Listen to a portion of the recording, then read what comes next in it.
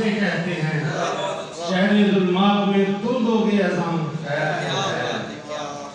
और तुम चलते रहो इश्क के मयार उठाकर। वाह तुम चलते रहो इश्क के मयार उठाकर वरना है खड़ी दुनिया भी तलवार। तुम चलते रहो इश्क के मयार उठाकर वरना है खड़ी दुनिया भी तलवार उठाकर। और शेर है कि ऐसे ही रहे घर के ये हालात तो एक रोज, ऐसे ही रहे घर के ये हालात तो एक रोज दे मारूंगा दीवार में दीवार उठाकर। वाह वाह वाह दे मारूंगा दीवार में दीवार उठाकर ये सोच कि अब उससे कहानी ना निभेगी। ये सोच कि अब उससे कहानी ना निभेगी ले आया था आते हुए किरदार उठाकर। ले आया था अब उससे कहानी ना निभेगी ले आया था आते हुए किरदार उठाकर।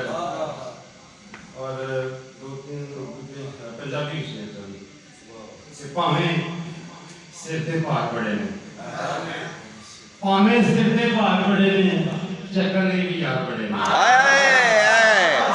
बहुत अच्छे सिर ते भार बड़े ने चक्कर ने भी यार बड़े ने गल नहीं मनदे एक भी मेरी उंजो ताबेदार बड़े ने।